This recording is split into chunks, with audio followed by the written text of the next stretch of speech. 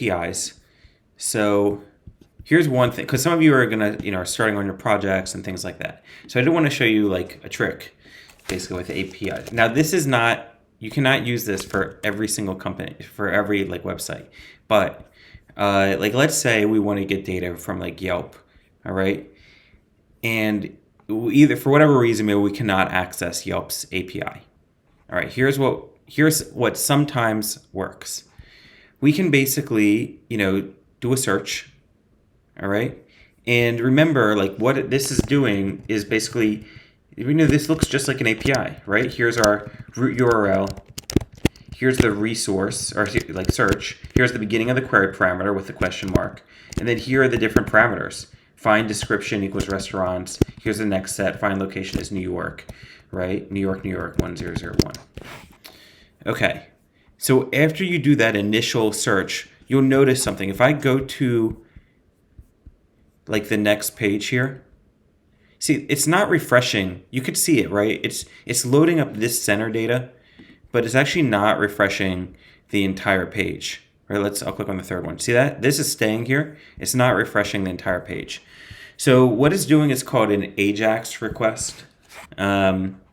It's loading data without refreshing the entire page. That's called an AJAX request.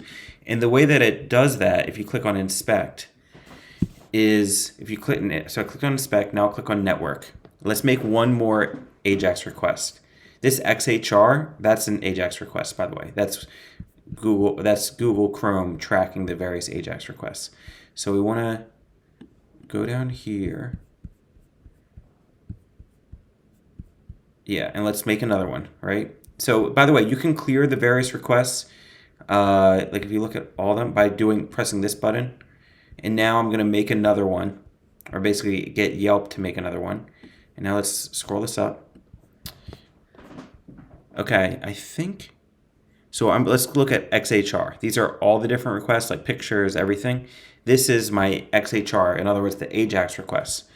So this looks pretty good. Like, look at this. It says something like snippet. I don't know what that is. But then, look, here's like the query parameter thing. So it looks like this is like that same kind of API thing. Let's click on this one. All right.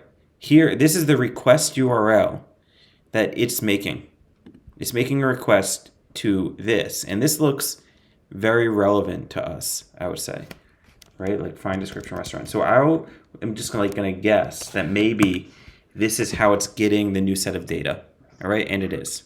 All right, so now we can ideally use this to, pull out the data that we want. Right? Like I don't see it quite yet, but it is probably down here somewhere. Is like the list of dictionaries. Let's see. And you can start experimenting with this, like kind of see which of these query parameters we really need, which of them we don't. So maybe I wonder if I can still make the request without this. All right, this still looks pretty good, right? So this is what we need, essentially. Notice this start equals 30. That's because of pagination. In other words, you can see that, right, we're going from numbers 30 through like 40 or something like that, right? Like we're on page 3. Right, so when I do this 4, that's the start equals 30. Give me 1 second.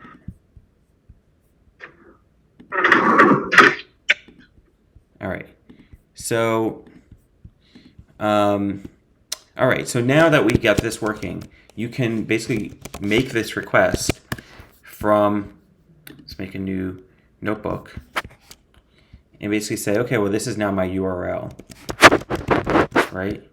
And these things are kind of like my query parameters. We'll just do all for once for now and just see if this works. Import requests,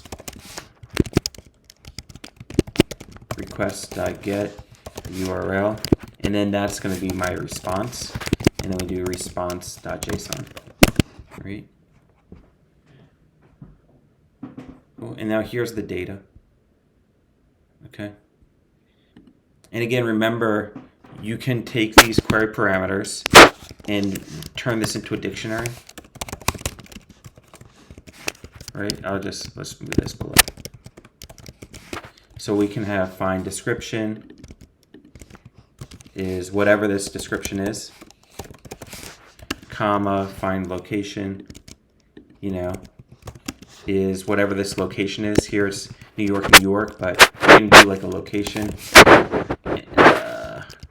Maybe we put that, and then we have like pagination start, right? So we can start to like build a function out of this, search restaurants with maybe the description,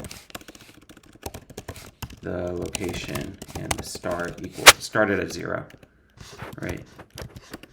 And then and then here's my URL. Start equals start.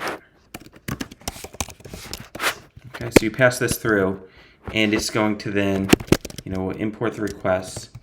It will do request.get the URL with my params equal to this, equal to these parameters, and then return the results. Right? So we are basically taking that original, this thing, right? And we're saying these are the query parameters. So we then move that into this params dictionary. And then we have like the key value, right? This equals this, this equals this. And you can pass that through as the second argument here, right? And then make the request. And then you should be able to do, call like search restaurants. You can do tacos, right? And location is New York.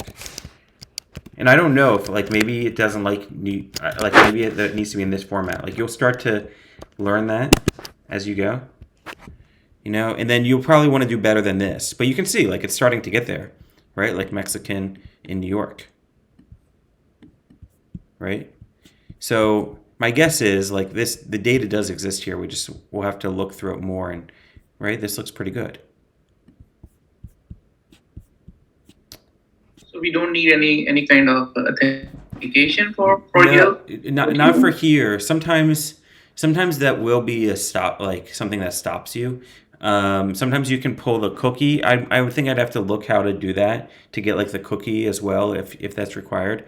But yeah, like sometimes you don't need any of that stuff. You can just simply find what they're searching, find. So the way we found this URL was again by saying, okay, if I load up new data, the way that it's doing this without a refresh is through an AJAX request. Then you go to network and you look essentially, there's a bunch of these, but you can start to get a sense of, okay, this one looks like it has query parameters. Here you can see this is the request they make, and you can see the response too. This is the JSON data, right? This is what I want. And then from there, you can just, right, the next thing we did was we said, okay, can I copy and paste this? And then you start experimenting with it. So you just paste this in. Now, at this point, I'm not sure if this is some sort of like authentication, but it looks like, then I deleted it and it still worked. So that made me feel like, we're kind of good without it. So it is this trial and error. And like I said, is there a legal implication? Probably. I don't know. But like a lot of websites, a lot of companies are kind of will scrape the data. You can read the terms of use, terms of service, and see that you're not violating them. But I would just say that this is like a useful tool, and if the data is public, the alternative is essentially to scrape the website, and generally companies just do that until they're asked not to, like, just to be honest. And like I said, like scraping is a business. Like whole like venture-backed companies are built just by like scraping data and like being like, like a lot of companies will just scrape Amazon pricing and then use that as a way to figure out their pricing strategy, right? Like, we've spoken to companies that just want our graduates to go help them do that. So this is obviously like an alternative way. All right, so this is one thing I wanted to show you is just, if you have like a project, if they already have an API, use the API. Like I would just do that. But if they don't, where there's some data you can't get, right? Like I did this for like Indeed data as well. Like I found the JSON request and like just pulled it from there. Okay, cool. Other things. Okay, so the other thing I wanted to just emphasize is, we talked about, right, like REST, right? Remember what REST is? So let's make a new notebook. So the idea is that if you think of like any website, you really just want to think of like the resources involved with it, right? So if it's Twitter, it'll be like the tweets, right? The users. I don't even know, like followers, right? Probably like something like followers, right? And then there's various, for each one of these things, what we've looked at so far, and really as like a data scientist or data engineer, like you're really only going to be working with GET requests most of the time. So this is going to be /tweets, right? Which is what I call like the index page, right? Show me all the tweets. And then we showed, give me a specific tweet, right? So /tweets /ID. So this is like a tweet. So this is the collection. Maybe this is a better way to put it. And this is just a member. And I'll call this show. And then this is a member. All right, so this is like the show action. This is the index action. And this is collection, right? Give me all the tweets. Just give me an example tweet. If you think of like then the other thing you can do, you can create a new tweet, right? And that's, you don't really need to know this as an engineer, but that's a post request, right? Because you're changing something in the database to like /tweets. And then there's also like a delete request. If say, I don't think you can delete a tweet, but you can imagine they could have allowed you to, all right? So a way to think, like when you go to a website, a good thing for you to think about is basically almost everything you can do on that web page can be organized in terms of like a resource and then these 4 actions. And these 4 actions you should think of as CRUD. We haven't dealt with this one. This would be like a patch request to /tweets /ID, and that would be to update.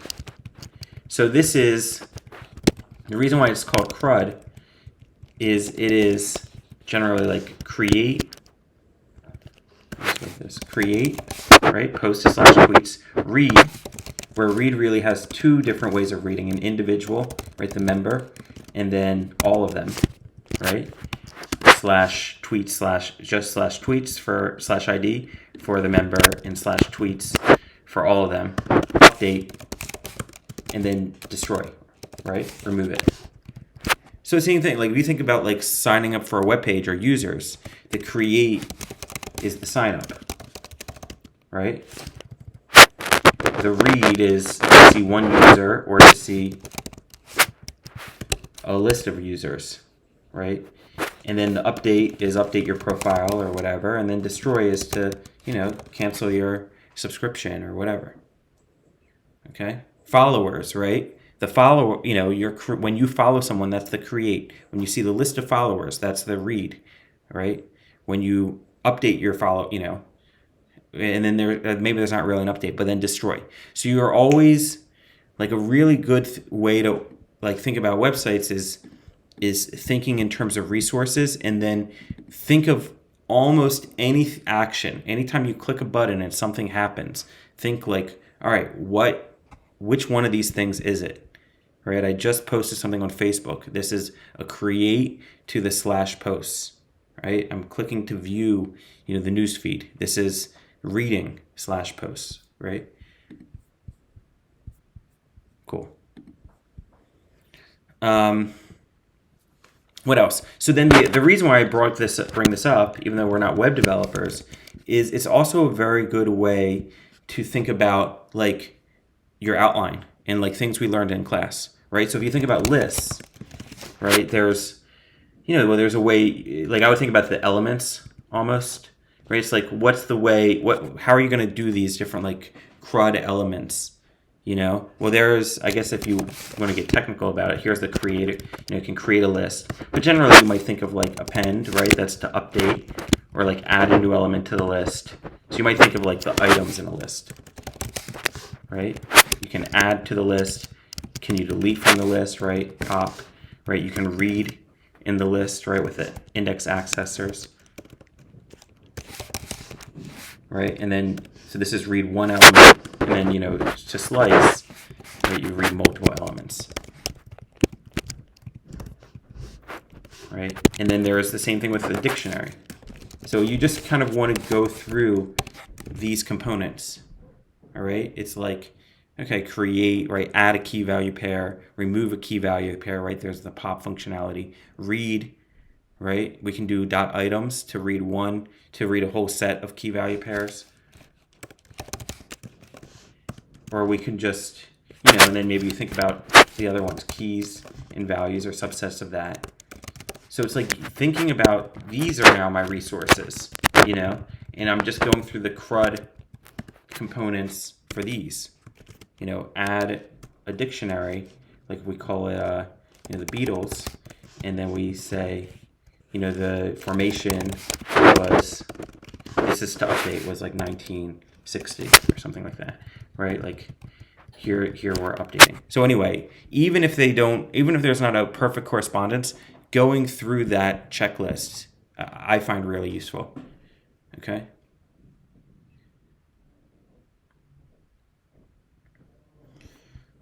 Cool. All right. So speaking of which, we can talk about working in like the terminal, and this is another case. Like I'll just kind of be explicit about it. Like we can go through like the different resources as we start to learn how to work in the terminal, and and see these same actions. All right. Cool. So you can, if you click on if you have a Mac and you click on Spotlight Search, you should be able to type in terminal, and then that will give you access to the terminal, right? And this is another way, basically everything you can do with your mouse on a computer, you can do with a terminal, okay? If you have a Windows, they have a terminal too. I'm just not super familiar with terminal. I do give like an alternative in the reading to working with it. There's also a tool called Git Bash, right, which you can download, and it allows you to use, you see that Git for Windows provides a bash emulation, so it allows you to, I think most students end up downloading this to be able to use the same commands. All right. Okay, so if this is my terminal, right now I'm in what's called like the home directory. I can list, basically, I'll open this up side by side so you can see. Here's my folders, all right? If I want to list all the folders, that's ls, right? Just to list the contents. And just like, I just see what's in my user directory, or the home, I think this is home, inside my home directory of Jeffrey Katz. Same thing here. I see that same list of folders here. Ignore this command for now. I'm just gonna, we'll get to this in a second. I'll just call something practice. Then I'm gonna cd into practice. All right, and then let's see this practice folder. You can see in Mac, you can open up the current directory by doing this open dot thing. But that, again, we can explain that a little bit more later. Okay, so here's the first resource we should talk about, which is files. So I'm inside this folder, right? You can see there's no files in here. So we're just going to go through essentially like the CRUD CRUD checklist. So create. So how do we create a new file? You do that with the touch command. All right. So touch, and I can do like, let's call this, what did we just do? Let's call this like Spotify API. And then you can do dot. There's different, the dot is like the file extension. So if I want to create like a Python file, I'll do .py. All right, and you can see that I just created a file right here.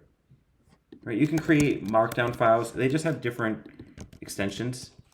You do like .md, right? If you want to say like maybe we're writing some documentation or writing a README. All right, so the first thing we saw with files is like we're working with the files resource.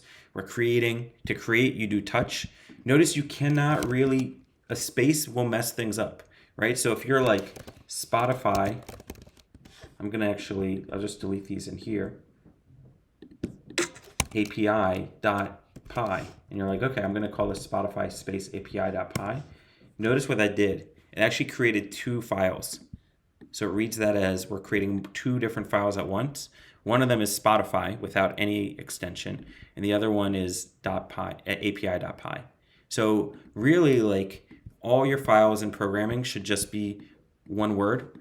And if you want to make it like two words or signify that these are really two words, you just put an underscore or a hyphen, right? I'm doing an underscore. Okay.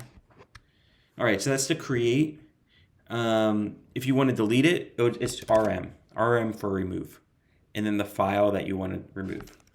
One other thing, you can do tab completion. So I'm just typing SPO, and then I'm typing tab, right? I like really prefer, try to use tab completion because, you know, it's very easy for you to type the wrong thing, and then all of a sudden you're deleting a file you didn't mean to, or, you know, it's easy to mess things up. So we'll do this RM, and that will remove this.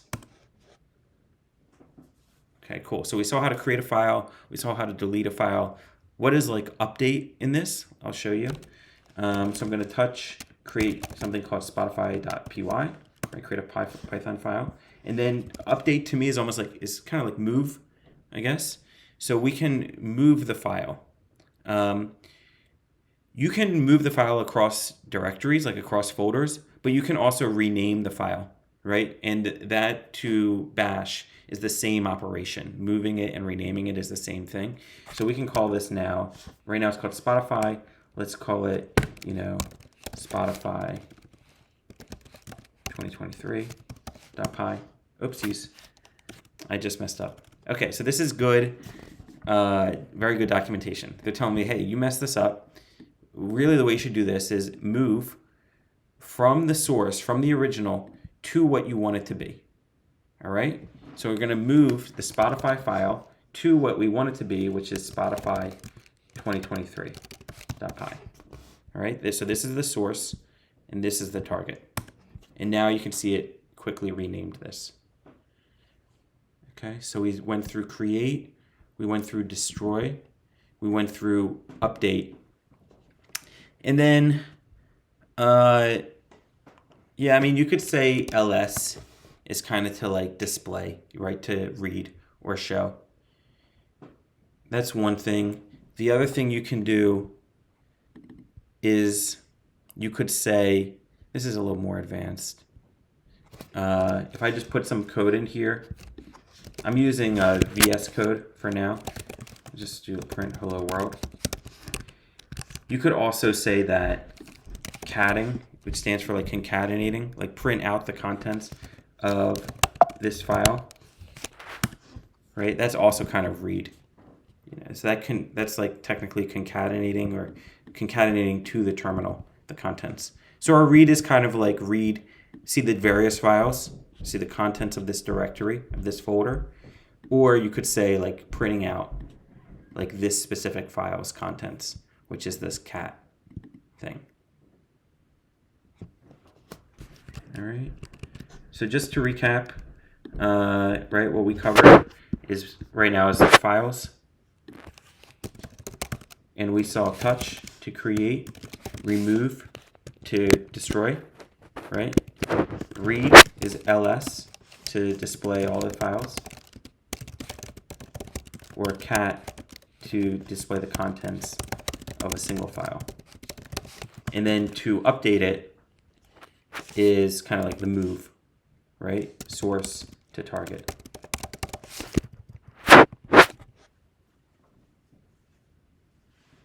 All right, if there's no questions about that, then we can move over to working with folders. Okay, so this is our first resource to think of as files, and the next one will be folders. And we'll just go through the CRUD operations again. So here, you can see, you know, let me pull up the folder. Okay, so if we want to make a new folder, right now we just see there's a file in here. you can make a new folder by doing this mkdir. So that's to make a new directory. Again, you can't put any space here. So let's just call this like app. And you don't really, there's no extension in this case, right? Because like your folder names don't have an extension. So just do make directory app. You can see that that made a new directory. Again, if you do like 2 at the same time, right, then it's going to make 2 different directories. If you put a space, if you're like, oh, let's call it foobar, right? Did this not do? There it goes. You created these 2 immediately. So now we created something extra. Now let's try to delete it. If you do remove, it's not going to let you, like let's remove bar, because I don't think it will let you, even though there's nothing in it. You see that? It says bar is the directory, and removing this command is directly, just plainly is only for files, but you can do rm-rf. This is like a flag. So you're saying it stands for recursive force. So you're saying, hey, I want to remove everything, this folder and all of its contents. So the recursive is not only remove the folder, but remove all the folders or files inside of it. And the force is like, yeah, I really mean it. So it's like, it's giving you a warning. Like if you don't do the force, I don't think this will work. You have to say like, hey, I really want to remove this folder. Okay. By the way, this like does not go to your trash bin or anything like that. It's just gone. So when you do rm-rf, be careful. Like don't do it on like your home directory, or like only do it on just take a second to think about it. I was definitely I was having a one-on-one like at a restaurant with my manager, and like the CEO of the last company I walked in was like, is there any way to recover something when you do rm-rf? And we're like no. So like people have it happens all the time that you accidentally do it, but really try not to. It's painful. All right, so let's do rm-rf foo, right? And you can see I'm doing tab completion just automatically to make sure, okay, this folder it's like my little confirmation. Now we'll remove that. So we got create, make directory, remove rf, destroy that directory. If we want to there isn't really a way, I think, updating the directory. You could do that. You can move the directory, right? Move app and let's call it something else. Let's call it source, right? So this here I'm renaming the directory. You see that?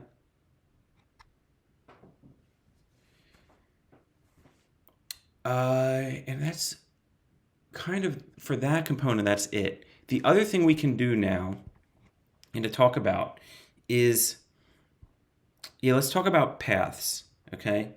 So let's say I want to move this file into this directory. There's 2 different ways I can do it, all right? One is I can do mv, right? Move Spotify, this file, into source.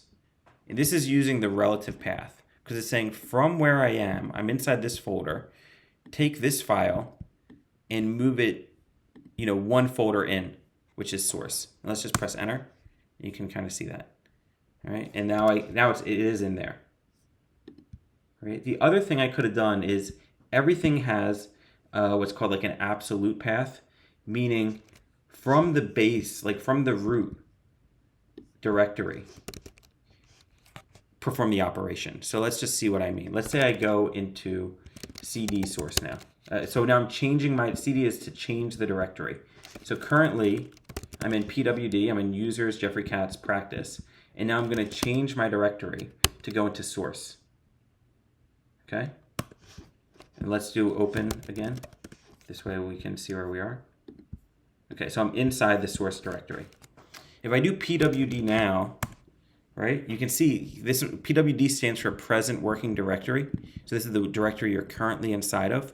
You can see that this file right here has a path of /users Jeffrey Katz practice source. So for example, if I want to concatenate it, if I want to print out the contents of this file, I could do so. We saw one way to do so was just put the, specify the name, So this would be cat Spotify, all right, and it prints out hello world.